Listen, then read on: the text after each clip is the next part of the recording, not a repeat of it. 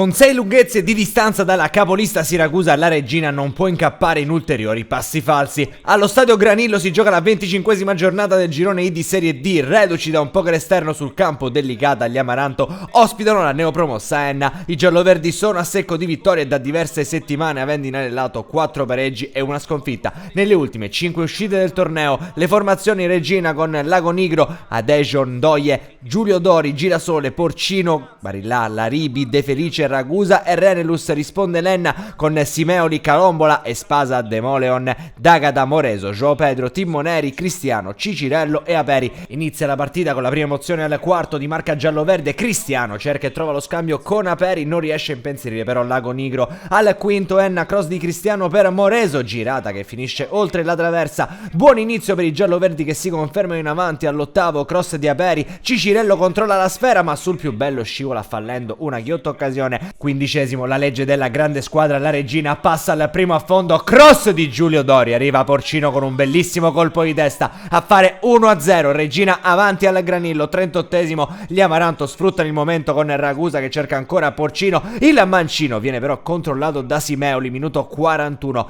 la Ribbi cerca l'offensiva dal centro-sinistra, lo scambio con Porcino, fa partire un destro clamoroso. Che gol quello di la Ribbi, rivediamo, stop e conclusione praticamente da fermo, esplode un destro violentissimo. Simeoli riesce solo a sporcare la traiettoria, non a evitare la rete del 2-0. Finisce così il primo tempo al Granillo, Regina avanti di 2 reti nei confronti dell'Enna, le reti quelle di Porcino e di Laribbi. Partiamo con il film della ripresa. All'ora di gioco la Regina, rimessa laterale lunga per Cham che prova a fare la sponda su Barillà, prende l'ascensore, colpisce di testa e manda di poco sul fondo. Minuto 64, entra Nardella per Timmoneri. Al 78esimo Enna lancia in profondità per Cicirello, il capitano, l'ex Sant'Agata scappa alla difesa avversaria, si presenta alla conclusione, fa partire un bolide che però non è preciso. Minuto 82, entrano Di Piedi e Bamba per Aperi e Cicirello. Minuto 83, la Regina rimane in zona offensiva, un cross dalla sinistra dell'ex ACR Messina Ragusa e per Barranco che va a colpire di testa, alza però la mira.